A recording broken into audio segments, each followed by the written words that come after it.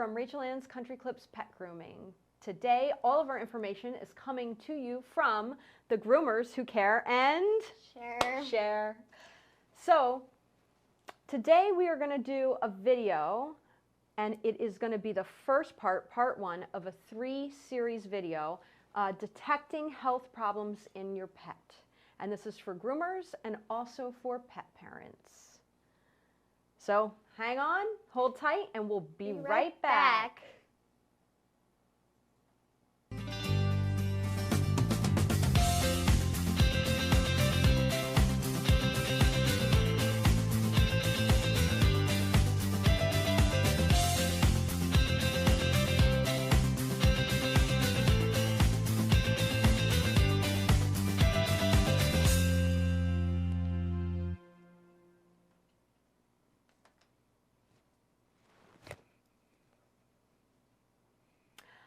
So we are going to be going over how to detect health problems in your pet, and today's video is going to be based off of if you're a pet groomer, when the pet walks into your spa and you're looking at the pet. So it's the overall pet in a glance. So this would also be if the pet parent's at home, just looking at your dog from a distance up close, just in a glance, what you're going to see in the pet. Today we are bummed out because Leah, we were going to have Leah here. She's not going to be able unavailable. to make it. So we're going to condense things because I get a little crazy. What I have to do is I have to kick her in the leg under the table. She's going to give me a kick. If she starts to ramble too much. But I'm very passionate about this information, and I want all pet parents to know how to detect things that could be going wrong in your pet. And I want to spread the word to all groomers, whether you've been grooming for a while and you don't know, or whether you're a new groomer starting out, and we can give you this information. It would be very helpful for you and all of your clients. So we are basing these videos off of my almost 20 years experience, grooming and vet tech background. And my 7. I say 11 because she was like born at the pet spa, like, and then she lived there, and she grew up there. No? She doesn't like when I do that. Anyway, so you kind of were born in the pet spa. No, almost. Not really. Almost. I was like sleeping on your back the first 3 Yeah, years. you were. Yeah. Exactly. Oh, well, then she wasn't learning. I think she was learning the whole time because her little tiny wee little baby, barely open baby eyes, they were watching every way that I scissored. Because I was on your back. I know, but when you were old enough to like put scissors in your hand, Right, at 3. you were like holding them the right way. See, you were watching the whole time. So 11 years 10 of experience. All right, so we're going to get serious and we're going to move on. What I'm going to do is I'm going to explain to you an outline of what I put together for everyone to understand.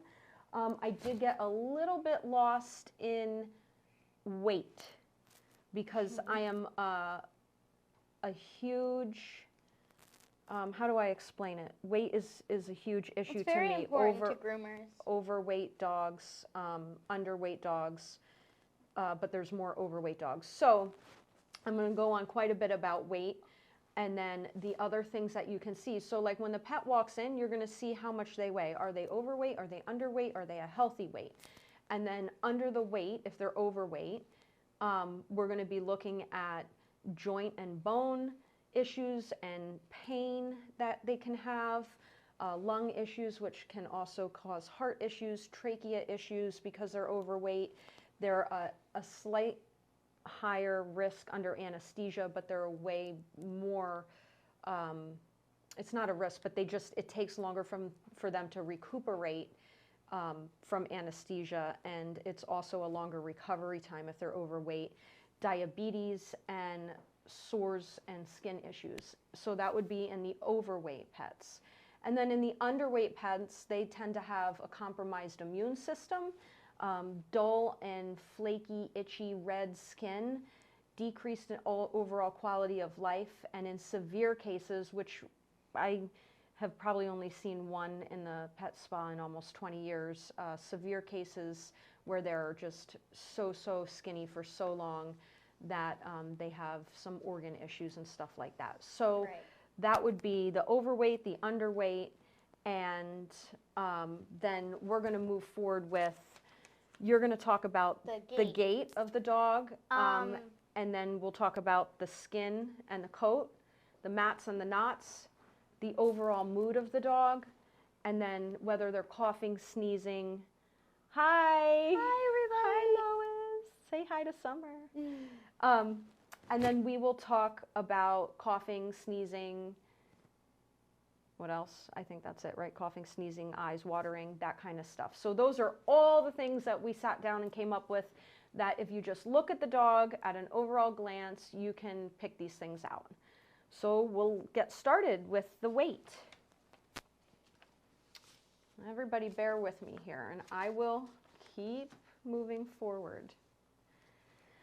Okay, so there's a great article that we're going to link in our YouTube page at the bottom, and it is on pain in the joints and the bones and inflammation. It explains a whole lot of things. So dogs that can be overweight or that are overweight, they tend to have pain, and it can come from inflammation. It can come from arthritis, the joints, the bones, all that extra weight on them that they're carrying around, right? And now you've seen it in the grooming shop. Mm-hmm. What's it like? It's like when we have to groom an overweight pet.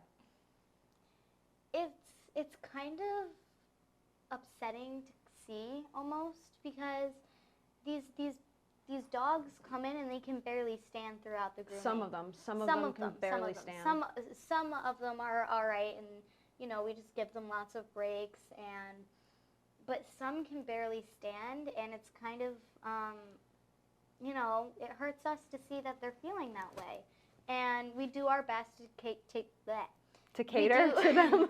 We do our best to cater to them and make them as comfortable as possible. But like I said, and sometimes it's hard. It's hard because that would pretty much carry us into our next topic, lung, heart, and trachea issues. Right. So in the overweight pets, when they come in for a grooming, they're panting a lot of times with their lungs. If they're really overweight, the fat is all around their body and they can't expand their lungs as much as they should be able to normally. So then what happens is their body needs more oxygen because they're not expanding their lungs enough, and then they start panting and panting and panting and panting. They tend to overheat easier, right? And it's very difficult for them. And all of that extra panting and extra lung activity, or like having to breathe like that, also affects their heart, right? So all of those things are obviously not good for the groomer. There's a whole bunch of things that groomers can do to help. Number one is inform the client. Why do we need to inform the client? Shouldn't the client just know that their dog is overweight? So about that, owners tend to not really notice that there might be an issue with their dog because they're with them daily. Every day. So every single day. So their dog may change just a little every single day, and they're not going to notice it because they see them so often. So when you have somebody that doesn't see them very often and saw them a year ago and is like, wow, this dog really gained weight, or there's something wrong with that dog's leg, compared to somebody that sees them so often, obviously the person that doesn't see them often is going to see the difference in the dog. Yeah, the owners, so, I mean, we don't even see some stuff in our dogs because we see them every day. Right. Yeah. So you really just need to inform the owners, because they're not going to always notice because they're with their dogs every day. Don't get frustrated. Right, it's no one, just be do open your and part, honest. Just do your part by telling and let them people know. and taking care of the dog as best as possible. Yeah, and then what we're going to do is we're going to put a chart up for you, because I found a really great website. It's an article that has, I think they even have a video on it, but I absolutely love this chart of body weight composition of the dogs. So you can see this chart, and this chart shows you right slap in the center is a normal weight dog, and then you can see the obese dog at 5 and the super underweight dog at 1, I think. Is that, I can't see the numbers. Yeah. So even a lot of people tend to think that number 3 is too thin. Look at that waist. Can everybody see number 3? That's normal. That's ideal. Arsenic is a number 4. Mama is a number 3. Some dogs tend to put weight on easier than others. So you really have to just be mindful. So if anybody wants to really check that chart out, you can go to the website. We're going to have that linked in our YouTube page for you, and you can check that out. And that will give you a really good idea. They also explain on that website how to feel your pet. Feeling their ribs move is good. Like, you want some meat there, but feel their ribs, but you don't want any bone showing. Like, you don't want their backbone showing. And they explain that all on the website. So I really, really like that. And they do support, I think they're like for raw food or something. I'm not even going to get onto that topic. Gwendolyn's about to kick me. I can see it in her face. Because the whole entire diet is a whole nother thing that we can talk about and make that a whole hour-long video just on diet.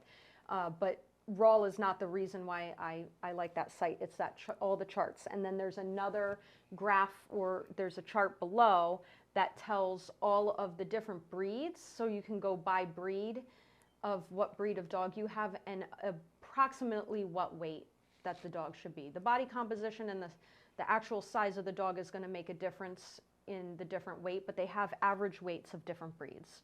So that's it for the chart that we have on the body weight. And we'll move on to, we talked about the lung and heart. Oh, the trachea. Okay. You know about this. You've heard dogs do it, and it's just absolutely terrifying. So if any of you have a dog that gets a collapsed trachea, you know exactly what we're talking about. For those groomers that are starting out that aren't sure of what that is, for clients that don't know what that is, obesity in dogs can cause this to happen. It can be more likely in dogs that are overweight. Smaller breed dogs tend to really have an issue with it. So what we're going to... Dogs with pushed in faces. Yeah, they have trouble just breathing in general. What we're going to do is put up a little, it's the actual trachea, like they went down the mouth to show you what it looks like. And this is going to be a partial collapsed trachea so that you can see what it looks like when it's partially collapsed.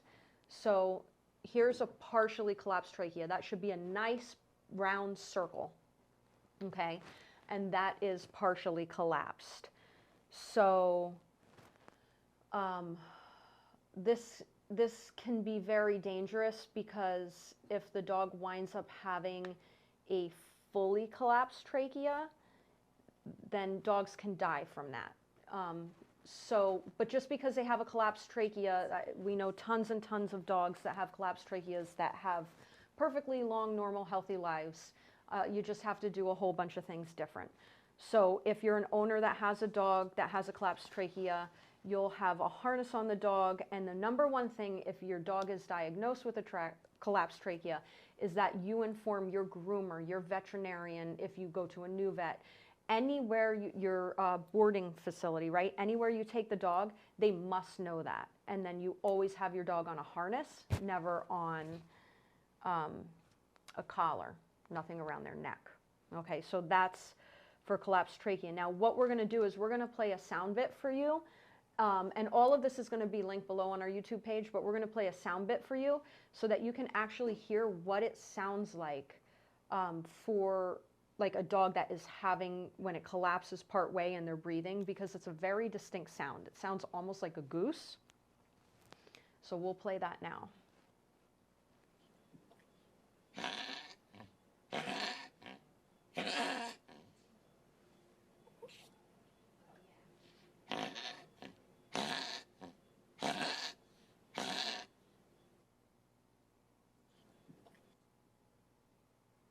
Okay, so you all heard that. Some of you will be familiar, some of you won't.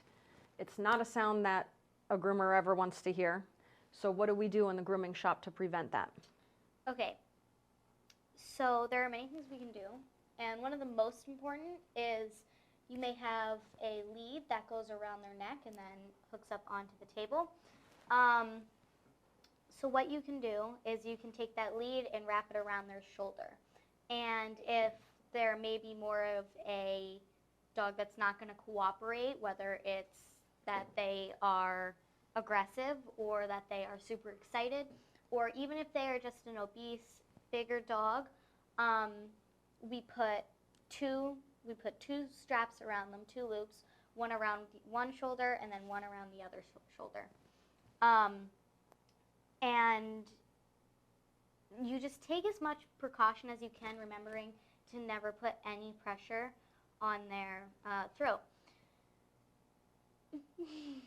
Right? Yeah, no, exactly right. Everything goes around their shoulders, and then you can also we use back straps to secure them. Like if they're a little bit more wild, it's a little easier to get out of the shoulder strap. So sometimes we'll shoulder strap them this way, shoulder strap them this way, and loop them up on the butt. Like we have all kinds of ways. But then they stay comfortable and safe. And you do that in the tub, on the table, bathing, blow drying, grooming, whatever. We have a couple questions that we're going to really quick answer here. So somebody asked, Deborah, will a trachea collapse from a dog pulling on a leash with a collar? It absolutely can if the dog has an issue. Right. But if the dog doesn't have an issue and they're one of those crazy strong big dogs and they're pulling and pulling and pulling, they're usually okay. But that can happen. But if your dog does have a collapsed if there's an issue, then it can happen. Then you should. Yeah. And then babies' feet are better. Mwah. I love you guys. And I think baby looks pretty good. Hey, that's a funny question. Bulldogs are usually always overweight, right? Like I don't know a really, we've only known a couple like thinner ones, but they both look really good. Oliver's could lose a little bit, but baby looks pretty good. They're both pretty decent. Oliver maybe a tiny bit. And then, okay, hi to everybody that we missed. Okay, so moving on. One thing I just want to mention to pet parents is that there is a slightly higher risk under anesthesia for pets that are overweight, and it's not even the slighter risk that is, it's riskier for anesthesia as much as it is the recovery time. So the recovery just from the anesthesia alone is longer and harder on the dog's body because of all that extra fat. And then the recovery time from a surgery, depending on what kind of surgery your pet is having, can be it can be pretty bad depending on what kind of surgery it is. So there's a fantastic article that was written by a girlfriend, AJ, of mine. I just so happened to find it while I was like looking up all sorts of stuff to be able to put links below in our YouTube page. And I'm like, oh my gosh, my girlfriend AJ like helped write this. And it's a really good article kind of explaining how, or the risk and like how you should like talk to your vet. Should I lose weight on my pet now prior to surgery, or should I wait and lose the weight after the surgery? So there are so many, there's so many variables that you're just gonna have to discuss that with your pet. Obviously, if it's an emergency surgery and something needs to be done, you have to have the surgery done right away. But if it is a surgery that is, if it's a surgery that, you don't have to get done immediately, but it's really important you get it done, then you would discuss with your vet whether or not you would lose the weight prior to the surgery or after. If you're going to do some kind of hip or knee surgery, that pet then has to bear all of their weight on the other leg for many months. So if that's the case, then you really have to decide, is it better to take the weight off ahead of time so they have less weight on the other knee or hip, because then that could cause an issue there. So that's a great article. Check that out, guys. And then diabetes. we have an article, and I gotta look here.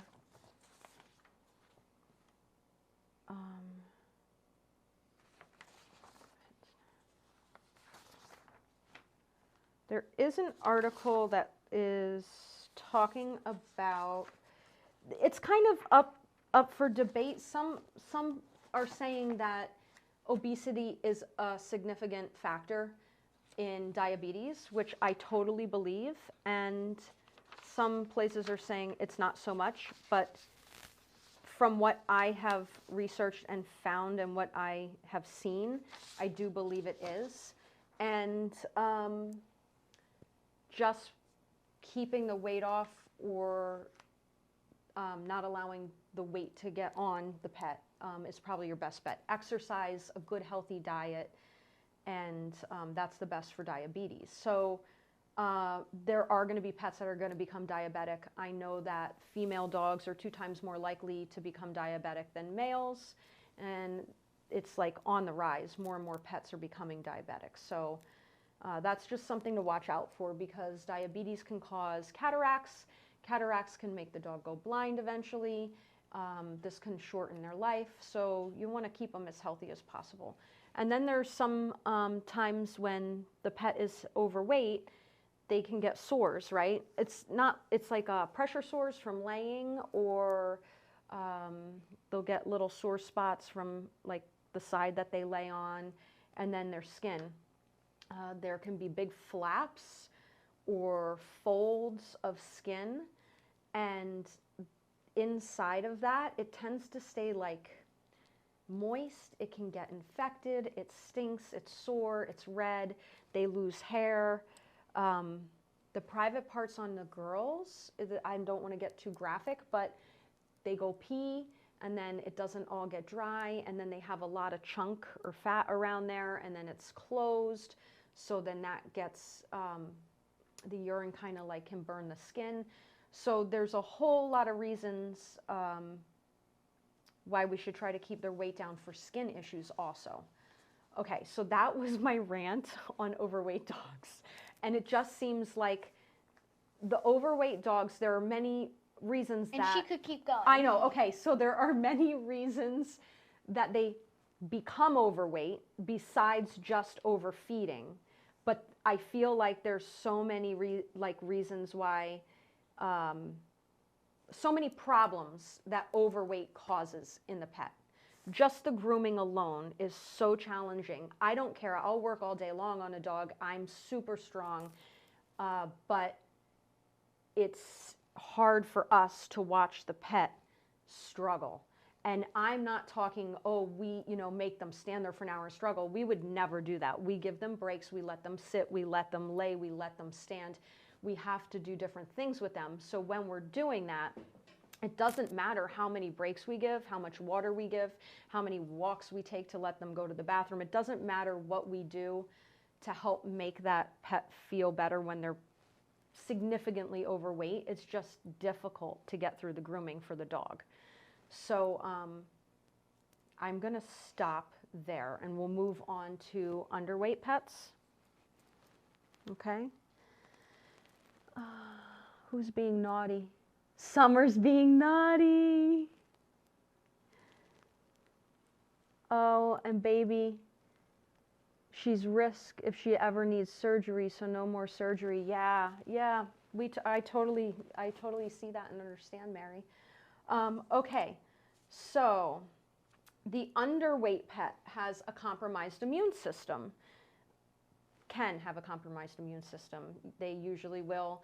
It can be from being malnourished if they're underweight. There's a whole bunch of reasons, but when they're really, really too thin, they can have, they usually have a compromised immune system. So what is one of the things that we see in a compromised immune system? The little cigar-shaped guys. Demodex mange. So when you see the SPCA cases and all these dogs that have the skin that's falling off and they're really, really, really skinny and their skin looks horrible, I believe it's usually Demodex. Now, this is a photo of a Demodex. They call it Demodectic mange. Demodex mange. It is not contagious. This is not sarcoptic right. mange. That's a totally different bug. This So- little mite, This little mite, it occurs on every single dog throughout the hair follicles. And what happens is when the dog is not getting enough nutrients or the body is just becoming a little bit more weak, the bugs kind of like take over the body. And they're like, okay, party, because party you're in the too weak now, house. then I'm just going to like take over everything. Yep. So that obviously causes lots of issues like loss of hair and all those skin problems, and that's what it is. So it is not contagious, like she said. It's just because the dog's immune system is very weak. It looks horrible. Yeah, it looks absolutely awful. horrible. There's a localized and a generalized. The localized is usually just on the eyes, the face, and a couple spots.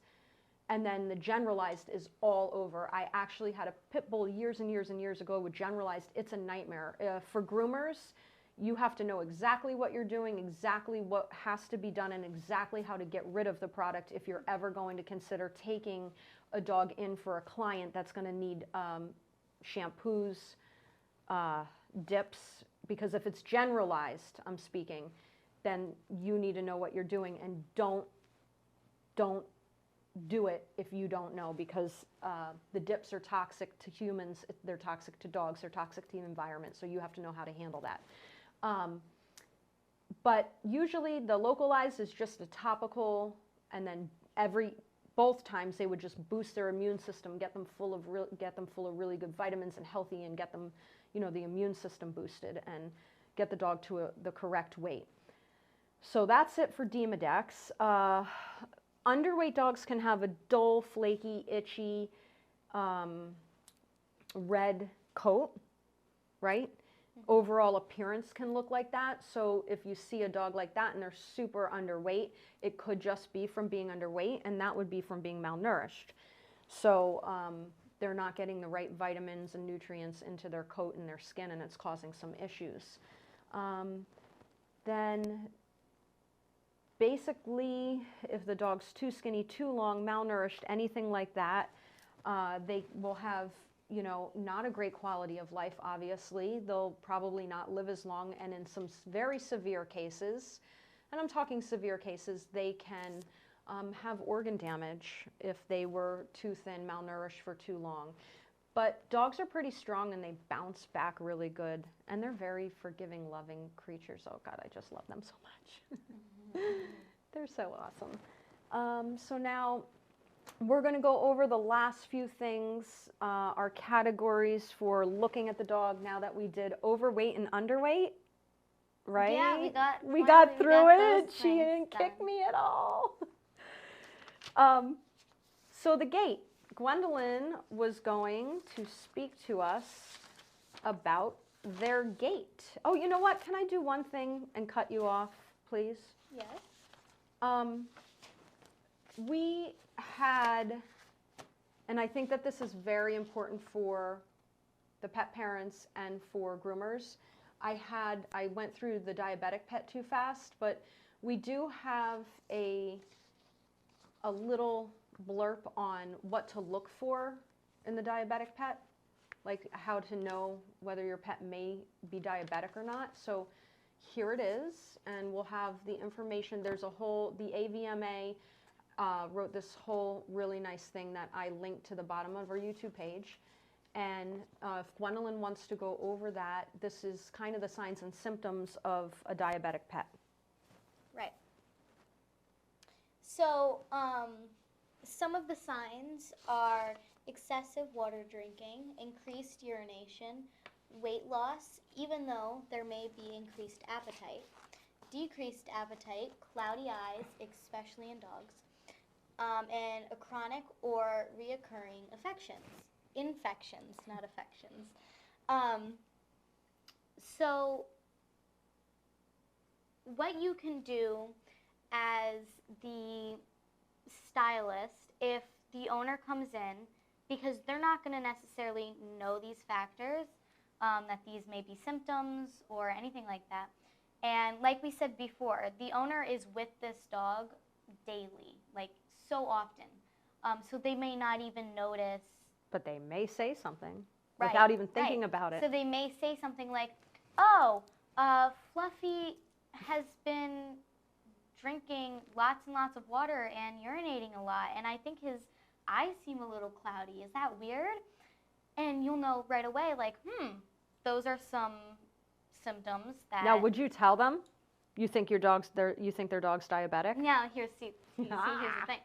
You would not tell the owner, that sounds like your dog is diabetic, but you would say, I think that you should get your dog checked by a veterinarian. Let them know that. Because you cannot diagnose, and we have said this like so many times, but you cannot diagnose anything on a dog unless you're a veterinarian. But definitely tell them, go to the vet with this list of things that is happening that you've been noticing. And then I totally was going to say one more thing about the weight, Okay. The weight. Right. We didn't go over like causes. There could be many reasons that a pet is overweight. And I almost forgot to say that too. So forgive me. I'm a little a mess with the live feed tonight. Okay. So overeating is obvious, right?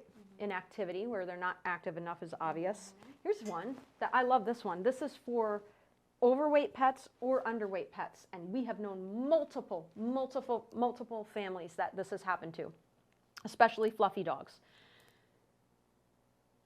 They're fluffy. They need a haircut. They come in, we shave them because they need to be shaved. And one is like so skinny it's scary, and the other one's fat. Why is that? Somebody's stealing somebody's food. And this has happened, I can't tell you how many times. One of the dogs is eating the other dog's food. So then what the owners do is they go home and separate the dogs when they feed them, and it's fixed. But owners may not even notice. They may have a family of 5 kids. They may have, 3 jobs, and they may just put the bowls down, go do what they have to do, and not watch the dogs eat. And then boom, somebody's really skinny and somebody's really fat. So it can be a thing with who's eating whose food, right? Oh, that's so sad. And then dogs that are overweight, underlying issues could be hypothyroidism, and that is usually more common in dogs and less common in cats. Hypo is when they're heavier. Everyone would think that cats are going to be hypothyroid, meaning heavy, but it's just because they're laying around being lazy. They actually more commonly have hyperthyroidism. But hypothyroidism is more common in dogs, and that can be a factor. Cushing's, that can be an issue. I wanted to go into all of this stuff in detail, but this is already too long, so I'm just going to run through them. I have actually seen many pets that have had internal tumors or masses that have gotten large and actually made them heavier and bigger. Arthritis can cause obesity or overweight, which is like, oh, that's horrible, because the pet has arthritis, so they don't want to walk a lot, and then they don't want to walk a lot, so they get heavier. So that's kind of a situation, which can be worked out. But so those are just a few. There's many, many more underlying issues that can cause the obesity. And then underlying issues that can cause the pet to be underweight can be that the dog's malnourished. They can be, a lot of people like to make their own food now. And unless you've researched it in great detail and know exactly what your pets are getting, they can become malnourished just from eating the wrong homemade diets. But I know a lot of clients that do homemade diets that are super successful too. So that's not a bad thing, you just have to do it the right way. Diseases can cause the dog to be skinny, underweight, malnourished. A really low quality food, that can be another thing. We already discussed the other pet eating their foods. Thieves, they're thieves. Somebody's a thief at home. And then teeth, right? Teeth is a huge thing.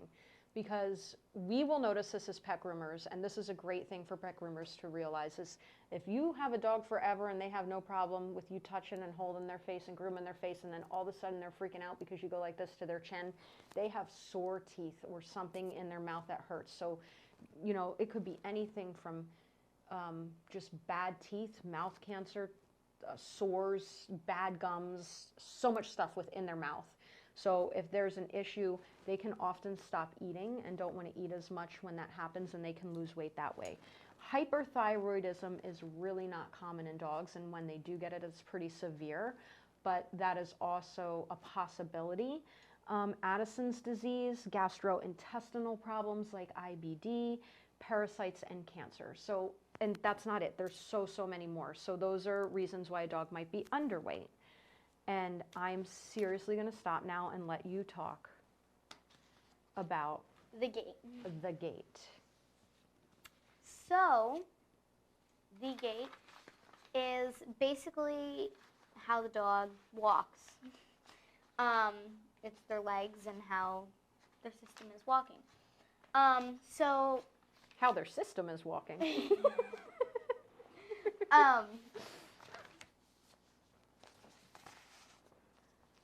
Okay. So, like I've said pretty much every time I've talked, the owner may not realize that the dog has a issue with their gait because they're with them every single day. Unless And- it's like a luxating patella Right, or unless something. it's something more severe. But things like minor limping or trouble walking in general, Or getting up and down. or and just getting up aging. and down, those things are kind of hard to notice if they're minor and not severe, and if you're with that dog every day. So if you, as an owner, if you do think, I think Fluffy is having a little bit of a hard time getting up and down, maybe have somebody that doesn't see that dog very often and come, or ask your groomer if they've noticed anything.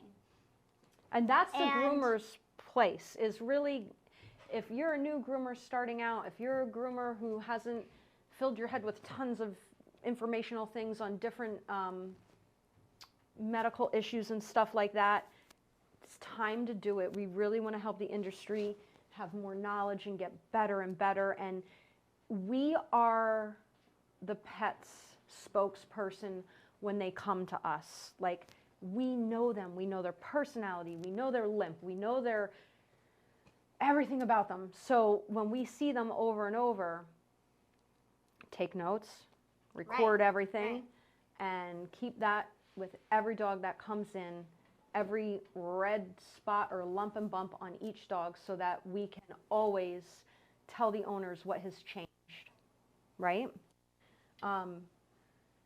So there's tons of different things as far as the gait. I think you pretty much covered everything really well.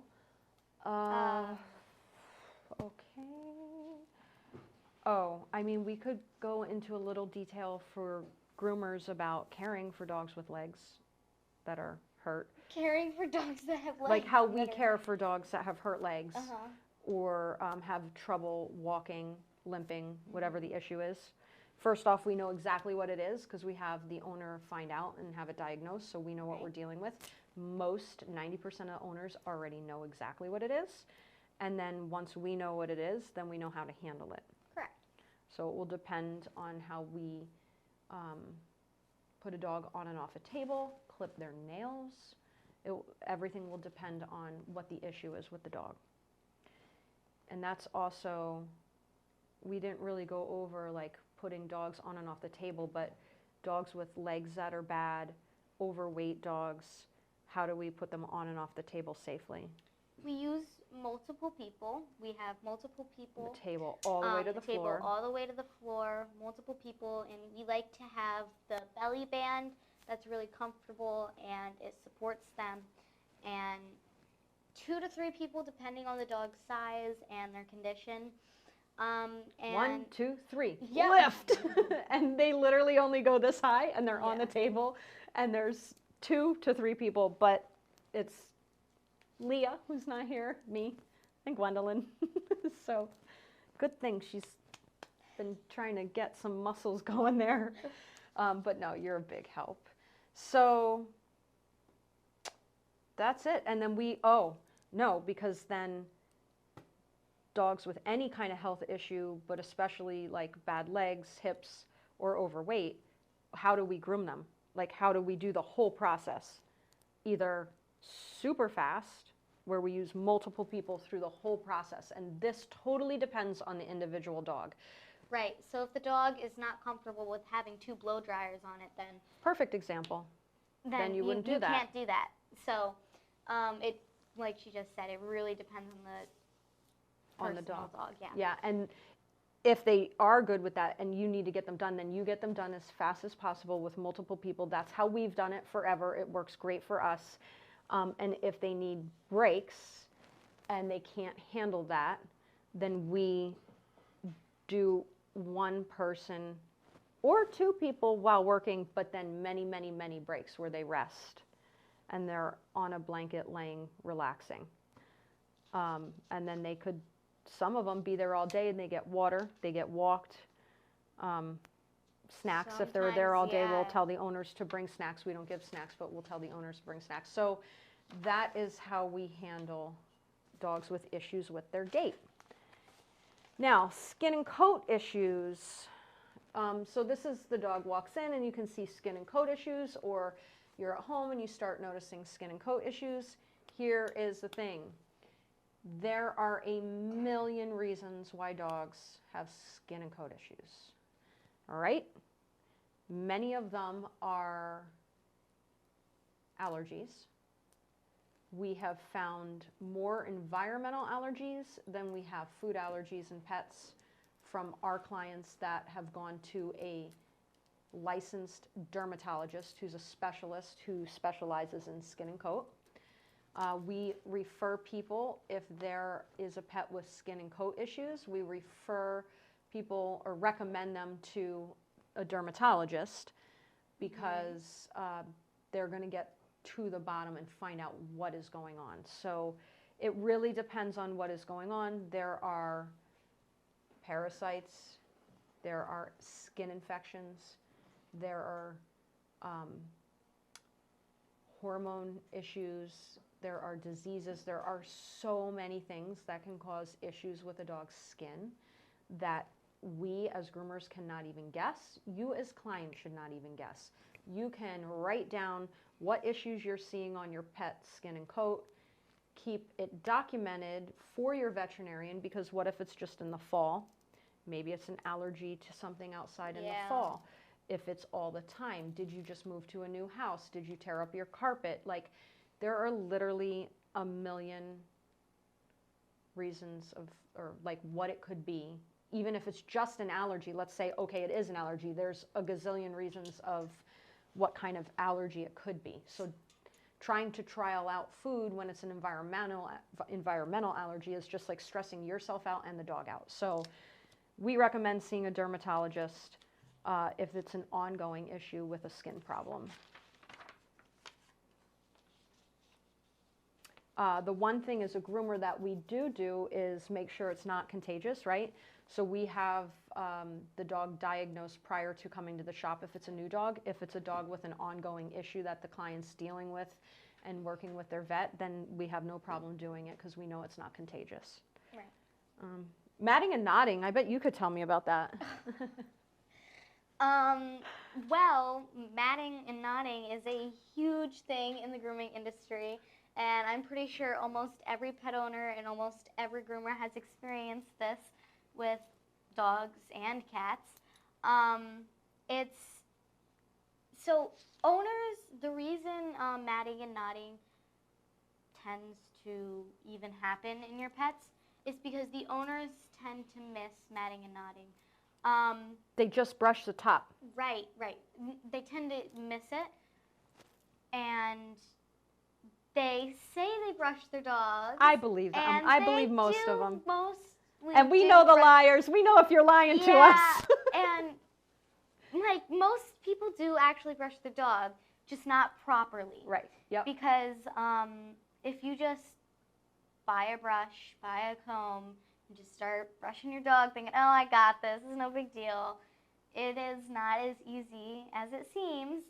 And what commonly and frequently is the problem with doing that is that you're just brushing the top coat and you're not really like getting down to the skin where the knots are. Separating the hair where the knots are. Where do the knots start? And they start down near the skin, Mm-hmm. and that's where they begin to form. And then also a lot of really, really common spots that there is matting is behind the ears, in their armpits, Mm-hmm. sometimes in the belly. Their legs, where they bend. Yeah, most of their legs. Everywhere on a dog that's not brushed everywhere. right. But, and it's something that happens very common, and it can affect the pet minorly to severely, depending on the matting. So if the whole entire dog is matted solid, then obviously that dog's probably going to be in a lot of discomfort. It may cause them to overheat, and it can cause them discomfort. Sores, they'll get sores and everything. Yeah, it's pretty awful. So, and then to go along with that, I mean, this is one of my opinion the least worst, but then you have to get your whole dog shaved bald, and it'll look like a little rat, and you don't want that. So, we'll have to do really good videos on how to really brush properly. Right. You have a video out already on how to brush, but we could do a really, really good one. Along the lines of shaving the dog, if you're a groomer and the owner does not want their dog shaved bald, Tell them flat out right when you see them. You have to tell them, this dog, I cannot brush this dog out. And you can explain to them that if I brush this dog out, that's going to hurt them Yep. because it's going to be tearing at their skin. It's going to take forever, and it's not something you It's not fair to the literally can do, and it's not fair to the dog. And then also, while you're blow drying, take photos and videos of the mats so you can show them that this dog I think that's more like, usually we can see them when they walk in how bad they are. Yeah. But if we can't, because sometimes it's like the coat can be sneaky and you think, oh, that dog looks totally okay. It's not that long. I don't think it's too knotted. And then we get the dog in the tub and we start blow drying and we're like, uh-oh, what just happened? Because we were wrong. That doesn't happen very often, but it does happen. So when you're blow drying, then you can see all the little knots everywhere. And then you can call and do what you said. Then I would do video. But always call before you do anything and just explain exactly what's happening. And our whole thing at our shop for as long as we've been open is if you can't take a conditioning spray, mist the dog with, after the bath and blow dry, after a conditioner's been put on properly, if you can't mist that dog and easily brush that out, not easily like, we're not wimps, but easily that there enough that there's no stress on the pet whatsoever, because we're not going to stress a dog out, and the knots are coming out by brushing, fast, short little bursts like we've shown in the other video. If you do that and they come out, then that's fine. But if you have to struggle with it at all, if it's going to take super, super long, if the dog just doesn't like the brushing, no, that's not fair to the dog. They can't talk. They can't tell us that. My sister has a super sensitive head. When we were kids, her head, everything hurt. When my mom would brush, she'd scream. My mom could tear at my hair and I was fine. Everybody's different, so we don't want to hurt or make a dog feel uncomfortable. Okay, so that is how we do it at our shop. And owners, the best thing we can say for the owners is learn how to brush and comb, check your dog properly, and be understanding. I don't personally know of a single groomer, do you? I don't know of one groomer that wants to shave your dog bald. Do you? No. No.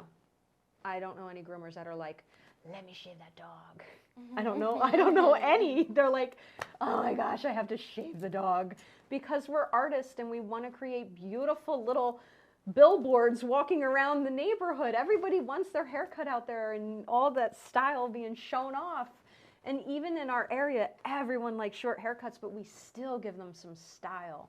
So nobody wants to shave anybody's dog.